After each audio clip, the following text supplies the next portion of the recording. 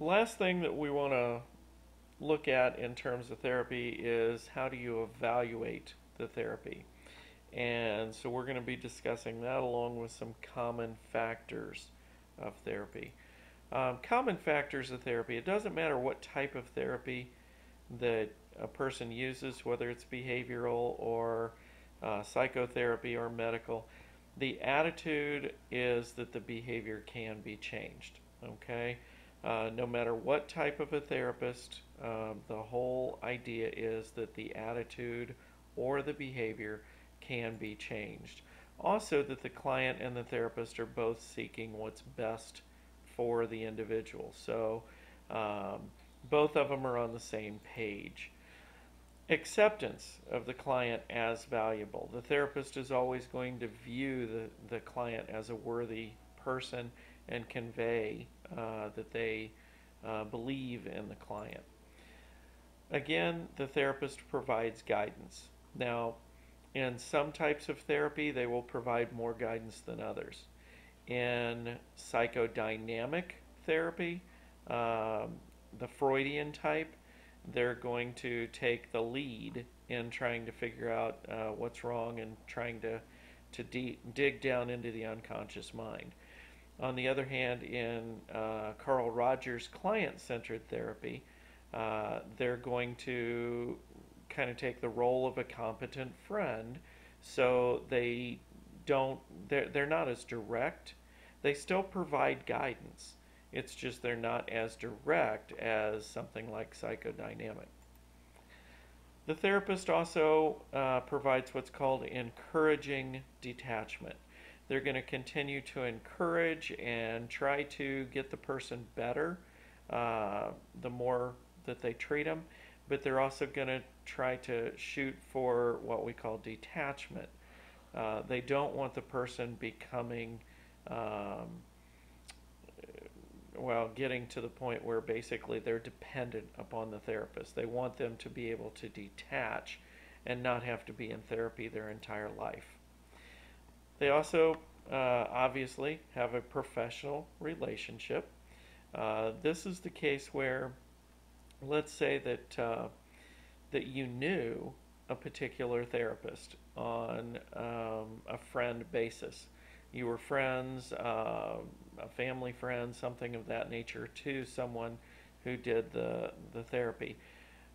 They should not really treat you, okay? It should be a person who really doesn't know you and doesn't have more or less a friend relationship as such. And every single therapy is going to involve a variety of talking, thinking, and analysis. Now, the question how are you going to judge whether the therapy works or not, and who's the best judge? And probably not Judge Judy, but the family. The family might likely be the best judge because they're the ones that are hanging around the person the most. They spend the most time. So, uh, moms, dads, brothers, sisters, um, close personal friends of the family, they're going to be the ones that the therapist may need to talk to every now and then just to find out what kind of progress is really being made. We have found over the years any therapy is better than no therapy.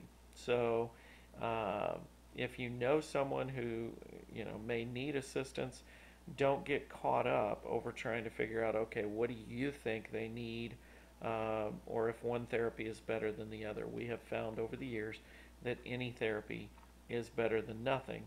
And whatever progress does tend to be made, people tend to retain that improvement over the years. So, now, we've talked a lot about mental illness, about disorders. Let's finally talk one last thing, and that is, what's a mentally healthy person look like? What characteristics do they have? Well, if we talk about their behavior, a mentally healthy person has behavior that's effective and it's efficient. So, by effective, we mean it gets the job done. By efficient, we mean it doesn't take forever to do it. Okay?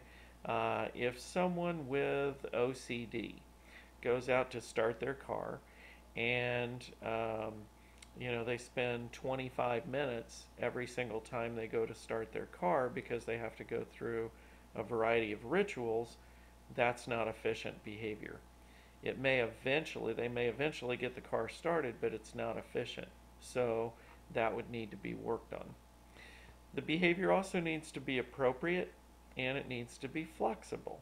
So, for example, if a person is in a funeral home and it's a very calm kind of atmosphere, they don't try to be the life of the party. They need to be flexible enough in their behavior to adapt to a variety of experiences. And their behavior needs to be influenced by past mistakes. In other words, they don't continue to make the same mistakes over and over again. And if you evaluate the entire person as a whole, that person needs to be able to communicate with other people, to be able to listen, to be able to, again, adapt to their circumstances, and they also need to be self-secure. They need to feel good about themselves, who they are, and what they're doing. Those are all characteristics of mental health.